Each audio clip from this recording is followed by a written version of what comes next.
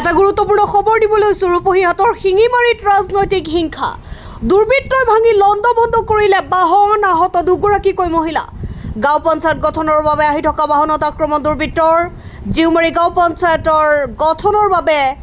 শিঙিমাৰী উন্নয়ন খণ্ডত আহি থকা সদস্যসকলৰ বাহনত আক্ৰমণ কৰে দুৰ্বৃত্তৰ আক্ৰমণত আহত দুগৰাকী মহিলাসহ ভাঙি লণ্ডভণ্ড কৰে দুখনকৈ বাহন দুৰ্বৃত্তই ভাঙি লণ্ডভণ্ড কৰা বাহনৰ নম্বৰ AS01BA1626 মজিবুৰ ৰহমানৰ নেতৃত্বত 4খন বাহনে 15জনীয়া দুৰ্বৃত্তৰ দলে আক্ৰমণ কৰাৰ অভিযোগ আমি পুনৰ জনাইছো ৰূপহীহাটৰ শিঙিমাৰীত ৰাজনৈতিক হিংসা দুৰ্বৃত্তই ভাঙি লণ্ডভণ্ড কৰিলে বাহন আহত দুগৰাকীকৈ মহিলা আমাৰ এজিপিৰ প্ৰেসিডেন্ট হবৰ কাৰণে আমি 6টা মেম্বাৰ লৈ পেলাই আহি আছিলো আহাৰ অৱস্থাত আমাৰ আগৰ পৰাই আমাৰ মেম্বাৰখিনিক ভাবুকি দি আছিলে যে তেওঁলোকে আহিলে ইয়াৰ পৰা কিডনেপ কৰিব গুলিয়াই হত্যা কৰিব এনেকৈ ভাবুকি দি আছিলে ভাবুকি দিয়াৰ ফলত তেওঁলোকক কৈছে মই যেহেতু সামগ্ৰী সভানেত্ৰী হয় মহিলা 5গৰাকী মেম্বাৰ মই লৈ আহিব লাগিব যেহেতু মই মহিলাৰ সভানেত্ৰী হয় আৰু মই লৈ আহি থকাৰ অৱস্থাত মানে ৰূপহীত তেওঁলোকে আপোনাৰ অৰুণাৰ পৰা তেওঁলোকে ৰূপহীলৈকে তেওঁলোকে ভেৰি কৰিছে পিছে আমি ৰাস্তা চেঞ্জ কৰি পেলাই আমি সামগ্ৰী হৈ আমি ঘূৰি পেলাই আপোনাৰ অহাৰ লগে বিজেপিৰ অফিচৰ সন্মুখত মজিবুৰৰ গুণ্ডা বাহিনী গোটেইখিনি ল'ৰাকে মই চিনি পাওঁ যিহেতু আজি 20 বছৰ ধৰি অসম গণ পৰিষদ দলৰ পৰা মই ইয়াতে ৰাজনীতি কৰি আছো মই 3বাৰকৈ জিলা পৰিষদ ইয়াত খেলিছো মই প্ৰত্যেকজন মানুহকে মই চিনি পাওঁ চিনাক্তমুখী হয় তেওঁলোক আজি আমাৰ এজিপিৰ প্ৰেসিডেন্ট বিলাক হৈ আছে প্ৰত্যেকটো জিপিতে সামগ্ৰীত আপোনাৰ 7-8টা অলৰেডি প্ৰেসিডেন্ট হৈ গ'ল এজিপি বিজেপি মাজতে সংঘাত হৈছে এটো মজিবুৰে গুণ্ডা বাহিনী আছে আপোনাৰ আৰু আমাৰ জেউমাৰী জিপিত আমাৰ যিটো এগেইনষ্ট পাৰ্টি 4জনীয়া যিটো আপোনাৰ কংগ্ৰেছী মানুহ ইহঁতে কিন্তু বিজেপি মানুহ নহয় বিজেপি মানুহ হলে আমি এৰি দিলোহেঁতেন কংগ্ৰেছী মানুহক বিজেপি সজাই পেলাই সিহঁতে প্ৰেসিডেন্ট বিচাৰিছে মানে আপোনাৰ আৰিফুলে 2 লাখ টকা লৈছে একবাৰ লৈছে 8 লাখ টকা আৰু আপোনাৰ মজিবুৰ ৰহমানে সেই পাৰ্টিৰ পৰা প্ৰমাণ আপোনাক কেনেকে দিম এইবিলাক শুনা পাইছো না এইটো পাৰ্টিৰ পৰা ধমকি দিছে এইটো পাৰ্টিক কৈছে যে আপোনালোকে যদি 20 লাখ টকা দিয়ে তেতিয়া আপোনালোক প্ৰেসিডেন্ট বনাই দিম মানে ইয়াত টকা হেৰি আছে ইয়াত কিহৰ কাৰণে টকা লেনদেন হয় আৰু ৰাইজে এইটো আপোনাৰ মজিবুৰ ৰহমানে আপোনাৰ কৰে টকা আৰিফুলে 8 লাখ টকা লৈছে আৰিফুল আপোনাৰ মণ্ডল প্ৰেসিডেন্ট সামগ্ৰী সমষ্টিৰ ইয়াত দীপলু ৰঞ্জন শৰ্মাৰ হাত আছে যেহেতু দীপলু ৰঞ্জন শৰ্মাই জানে আমাৰ ইয়াত 16 মহিলা এমএলএ তেওঁলোকে আৰু তেওঁ আৰু নেক্সট টাইম ইয়াত নেখেলাৰ কাৰণে তেওঁ গুণ্ডা বাহিনী ইয়াত কালেকশ্যন কৰি আছে ইয়াত কালেকশ্যন কৰি পেলাই ইয়াত আপোনাৰ আমাৰ যিখিনি অসম গণ পৰিষদ দলৰ মানুহখিনিক আপোনাৰ হস্তক্ষেপ কৰি আছে আপোনাৰ অসম গণ পৰিষদ দলৰ মানুহখিনিক আপোনাৰ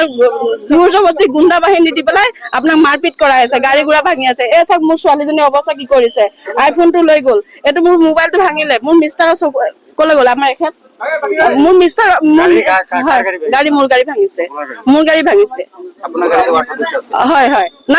মোৰ খালি আছিলো আমি 3জনে আছিলো মই মাক জীয়েক বাপেক আমি 3জনে আছিলো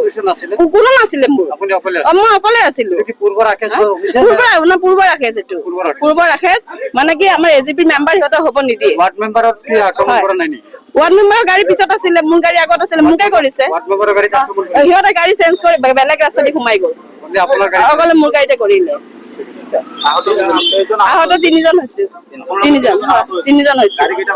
গাড়ী আমাৰ এখন ভাঙিছে দুৰ্বৃত্ত আপোনাৰ কম 25জন মান আছিলে গোটেইখিনি মজিবুৰৰ গুণ্ডা বাহিনী বুলি মই চিনাক্ত কৰিছো গামোচা পিন্ধি আছে কোনটো পঞ্চায়ত আপুনি গঠন কৰিব বিচাৰিছে জেউমাৰী পঞ্চায়ত গঠন কৰিব বিচাৰিছো পাৰ্টিৰ সমৰ্থন আমাৰ অসম গণ পৰিষদৰ সমৰ্থন আৰু অসম গণ পৰিষদৰ হয় তেওঁলোক আৰু অসম গণ পৰিষদৰ সাপোৰ্টতে তেওঁলোক অসম গণ পৰিষদৰ মেম্বাৰ হৈছে আপুনি বৰ্তমান অসম গণ পৰিষদৰ কাম কৰি আছে মই সভানেত্ৰী হয় সমষ্টি কমিটি কথা আপুনি এতিয়া কৈছে অসম গণ পৰিষদত মানে মেম্বাৰ হিচাপে আমাৰ জেউমাৰী জিপিত 3টা মানে এজিপিৰ ফালৰ পৰা 3টা ৱাৰ্ড মেম্বাৰ দিয়া হৈছে 3টাই ফেল কৰিছে কেনেকে হ'ল না 3টা কেনেকে ফেল কৰিব আমাৰ এজিপিৰ মানুহ হয় ন আমাৰ 6জনে সাপোৰ্ট কৰিছে 6জনে আমাৰ এজিপি সাপোৰ্ট দিছে হয় ওপেন সাপোৰ্ট দিছে ন নিদলীয়া হে ৱাৰ্ড মেম্বাৰ এজিপি মিজে বুলি কথা নাই নহয় কৈছে যে এজিপি সাপোৰ্ট না তেওঁলোকে এজিপি নেতৃত্বত পঞ্চায়ত গঠন কৰিব তেওঁলোকে ঠিক আছে আৰু প্ৰশাসনক এটাই আহ্বান জনাম এইটো আপোনাৰ তেওঁলোকে